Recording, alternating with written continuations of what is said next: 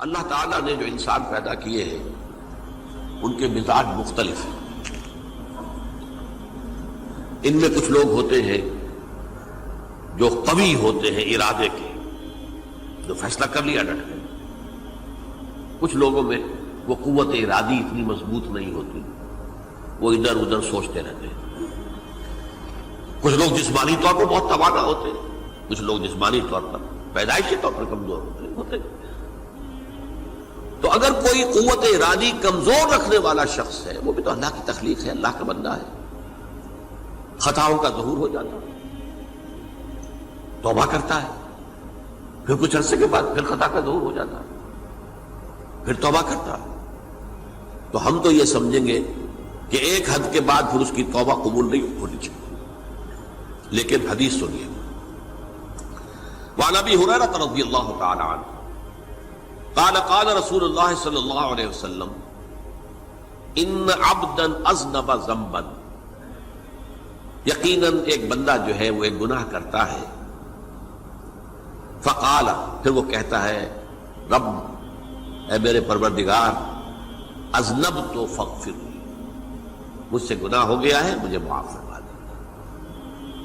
فقال ربہ، تو پروردگار یہ کہتا ہے اعلم عبدی ان لہ ربا یغفر الذنب ویأخذ بہ،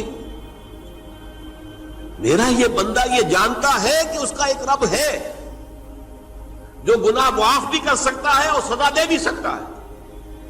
کیا مانی ہوئے؟ گناہ اس نے کیا ہے لیکن جانتا ہے اللہ کو کہ وہ معاف بھی فرما سکتا ہے، تبھی تو وہ اللہ سے معافی کی درخواست کر رہا ہے. اس کے اس جاننے کی بنیاد پر، اس کے اس علم کی بنیاد پر، اس کے اس ایمان کی بنیاد پر فرمایا غفرت لعبدی، میں نے اپنے بندے کو معاف کر دیا. ثم مکث ما شاء اللہ، پھر وقت گزرا جتنا کہ اللہ نے چاہا. ثم اذنب ذنبا، پھر اس سے گناہ ہو گیا. فقال رب اذنبت ذنبا فاغفر، پھر کہتا ہے پروردگار مجھ سے گناہ ہو گیا، پھر مجھے معاف فرما دے. فقال ربہ، اللہ فرماتا ہے عالم عبدی ان لہ ربا یغفر الذنب ویأخذ بہ، میرا بندہ ہے نا جو جانتا ہے کہ اس کا ایک رب ہے، ایمان باللہ اس کے اندر ہے، تبھی تو پکار رہا ہے. اور یہ بھی جانتا ہے کہ وہ گناہ معاف بھی کر سکتا ہے اور چاہے تو پکڑ بھی سکتا ہے، سزا بھی دے سکتا ہے. تو فرمایا، اللہ تعالیٰ فرماتے ہیں میں نے فرمایا کہ میں نے معاف کر دیا. ثم مکث ما شاء اللہ، پھر ایک عرصہ گزرا اس کے بعد. ثم اذنب ذنبا، پھر اس نے گناہ کیا. قال رب اذنبت ذنبا آخر، اس نے کہا پروردگار میں نے تو پھر ایک اور گناہ کر دیا، فاغفر لی، مجھے بخش دے. فقال اعلم عبدی ان لہ ربا یغفر الذنب ویأخذ بہ، میرا بندہ جانتا ہے نا کہ اس کا ایک رب ہے جسے وہ پکار رہا ہے، کہ وہ جانتا ہے کہ اسے اختیار حاصل ہے کہ چاہے تو بخش دے اور چاہے تو پکڑ لے. اس کے اس علم، اس ایمان کی بنیاد پر میں نے اسے معاف کر دیا. ایک اور حدیث، میں نے چونکہ اس گفتگو کے لیے ان احادیث کا تفحص کیا ہے، یہ تو بہت ہیں حدیثیں، میں نے ان میں سے کچھ چنی ہیں. ہمارے بعض واعظ ناصح وہ بھی کسی شخص کو روکتے رہے، برائیوں سے روکتے رہے، نہیں رکتا تو کہیں غصے میں آ کے اللہ تجھے کبھی معاف نہیں کرے. یہ کتنا بڑا جرم ہے، اس کا اندازہ کیجئے اس حدیث سے. تم میرے بندے کو میری رحمت سے مایوس کر رہے ہیں، کتنا بڑا جرم ہے، اس کا اندازہ کیجئے. یہ مسلم شریف کی روایت ہے عن جندب، حضرت جندب رضی اللہ تعالی عنہ سے، ان رسول اللہ صلی اللہ علیہ وسلم حدث، کہ اللہ کے رسول صلی اللہ علیہ وسلم نے ایک واقعہ بیان کیا. ان رجلا قال،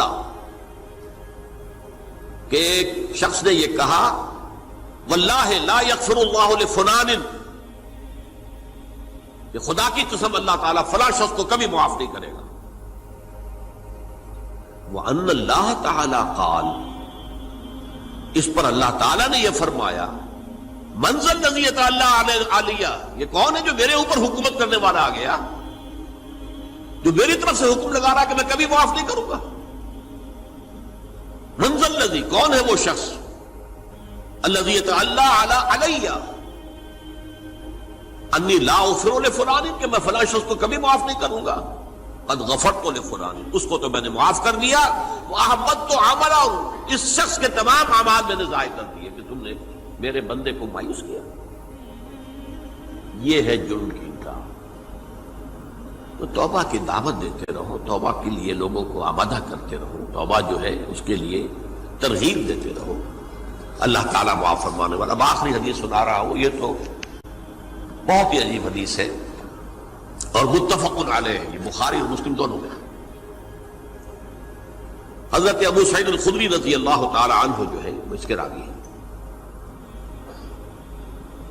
حضور نے فرمایا کانا فی من کانا قبلکم رجل قتل 99 نفسا، تم سے پہلے جو امت تھی بنی اسرائیل، گویا کہ ان کا ذکر ہے، اس میں ایک آدمی ایسا تھا جس نے 99 قتل کیے تھے۔ اب آپ اندازہ کیجئے کتنا بڑا گناہ کبیرہ ہے قتل۔ قرآن مجید میں آتا ہے وَكَأَنَّمَا قَتَلَ النَّاسَ جَمِيعًا، اگر ایک انسان کو بھی ناحق قتل کر دیا گیا تو یہ ایسی ہے گویا کہ اس نے پوری نوع انسانی کو قتل کر دیا، اس نے 99 قتل کیے۔ فَهَلْ لَهُ مِن تَوْبَةٍ، پھر اس کے بعد یہ ہوا کہ اس کے اندر توبہ کا جذبہ پیدا ہوا۔ فَسَأَلَ عَنْ أَعْلَمِ أَهْلِ الْأَرْضِ، تو اس نے پھر سوال کیا، لوگوں سے پوچھا کہ زمین میں رہنے والوں میں کون سب سے بڑا عالم ہے؟ فَدُلَّ عَلَى رَاهِبٍ، تو اسے بتایا گیا فلاں راہب فلاں جگہ پر ہے، وہ بہت نیک ہے، بڑا عالم ہے۔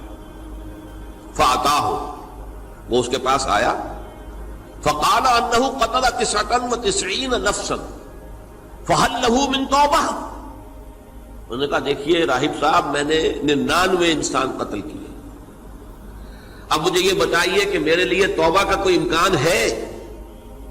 فَقَالَ لَا، انہوں نے کہا نہیں۔ فَقَتَلَهُ، اس نے اس کو بھی قتل کر دیا۔ فَكَمَّلَ بِهِ 100، اپنی سینچری مکمل کر لی، مطلب 99 کے بعد ایک کی کسر تھی، اس کو بھی قتل کیا، 100 پورے کر لیا۔ ثُمَّ سَأَلَ عَنْ عَالِمِ أَهْلِ الْأَرْضِ، پھر اس نے پوچھا کوئی اور، کوئی بڑے عالم انسان ہو۔ فَدُلَّ عَلَى رَجُلٍ عَالِمٍ، پھر اس کی رہنمائی کی گئی ایک بڑے عالم شخص کی طرف۔ فَقَالَ إِنَّهُ قَتَلَ 100 نَفْسٍ، تو اس نے وہاں جا کر کہا کہ میں 100 انسان ہلاک کر چکا ہوں، قتل کر چکا ہوں۔ فَهَلْ لَهُ مِن تَوْبَةٍ، میرے لیے توبہ کا کوئی امکان ہے؟ فَقَالَ نَعَمْ، کہا کیوں نہیں، 100 قتل کیے تب بھی کیا ہے، توبہ کا راستہ دروازہ کھلا ہوا، مَا لَمْ يُغَرْغِرْ، جب تک کہ وہ گھنگرو نہیں بج رہا اس وقت تک تمہارے توبہ کا دروازہ کھلا ہوا ہے۔ فرمایا نعم، وَمَن يَحُولُ بَيْنَهُ وَبَيْنَ التَّوْبَةِ، تمہاری توبہ کے درمیان اور تمہارے درمیان کون حائل ہو سکتا ہے؟ توبہ کا دروازہ کھلا ہے۔ لیکن ساتھ ہی کہا انطلق الی ارض کذا و کذا، اب تم ایسے کرو جہاں تم رہتے ہو وہاں نہ جاؤ واپس، وہاں کا ماحول اچھا نہیں ہے، معاشرہ اچھا نہیں ہے، ہو سکتا ہے کہ تم توبہ پر قائم نہ رہ سکو، تم فلاں جگہ چلے جاؤ، وہاں اچھے لوگ آباد ہیں، ان میں جا کر رہو۔ فإن بها أناسا يعبدون اللہ تعالی، وہاں ایسے لوگ آباد ہیں جو اللہ کی بندگی کرتے ہیں۔ فاعبد اللہ معہم، تو تم ان کے ساتھ مل کر اللہ کی بندگی اور پرستش کرو۔ ولا ترجع الی ارضک، اپنی زمین کی طرف اپنے وطن میں واپس بن جاؤ۔ فإنها ارض سوء، وہ بری جگہ ہے۔ فانطلقا، تو وہ چل پڑا، ہجرت کر رہا ہے، اس جگہ جا رہا ہے جہاں کا راہب نے بتایا تھا۔ حتی اذا نصف الطریق، جب آدھا راستہ اس نے پورا کر لیا، اتاہ الموت، موت آ گئی۔ فاختصمت فیہ ملائکۃ الرحمت و ملائکۃ العذاب، اب وہ جہنم کے فرشتے بھی آ گئے اس کی جان قبض کرنے کو، اور جنت کے بھی آ گئے۔ فقالت ملائکۃ الرحمہ، رحمت والے جو فرشتے ہیں جنت والے، انہوں نے کہا جا تائبا مقبلا بقلبہ اللہ تعالی، یہ شخص توبہ کر کے اللہ تعالیٰ کی طرف ہجرت کر رہا تھا، اس لیے اس کی نیت کی بنیاد پر اب یہ جنتی ہے، لہذا اس کی روح ہم قبض کریں۔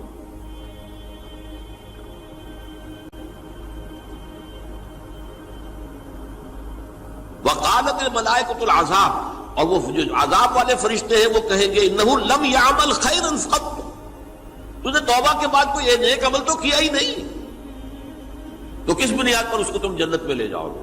اس کو تو دوزخ میں جانا چاہیے۔ فَأَتَاهُ مَلَكٌ فِي صُورَةِ الْآدَمِيِّ، تو ان کے پاس اللہ نے ایک اور فرشتے کو بھیج دیا آدمی انسانی شکل کے اندر، فَجَعَلُوهُ بَيْنَهُمْ، تو ان فرشتوں نے کہا بھائی ہمارا فیصلہ کرا دو، اس کی روح ہم لینا چاہتے ہیں یا ہم لینا چاہتے ہیں، انہیں حکم بنا دیا۔ فَقَالَ قِيسُوا مَا بَيْنَ الْأَرْضَيْنِ فَإِلَىٰ أَيَّتِهِمَا كَانَ أَقْرَبَ، کہ تم فاصلہ ناپ لو جہاں سے وہ چلا ہے اور جہاں جا رہا تھا اور یہاں اس کی موت ہو رہی ہے، تو کون سا فاصلہ زیادہ ہے؟ جب ناپا گیا، بلکہ ایک حدیث میں آتا ہے کہ اس پر اللہ نے زمین کو جو ہے حکم دے دیا، ایک طرف والی زمین تو سکڑ جا، دوسری والی جو ہے تو پھیل جا، تاکہ وہ جو جدھر جو جا رہا تھا وہ زیادہ قریب ہو جائے بنسبت اس کے کہ جہاں سے وہ چلا تھا۔ تو اس فیصلے پر پھر جو فرشتے تھے، جو کہ رحمت کے فرشتے تھے، وہ اس بندے کو لے گئے جنت کے۔ یہ ہے توبہ کی عظمت اور اس کی تاثیر۔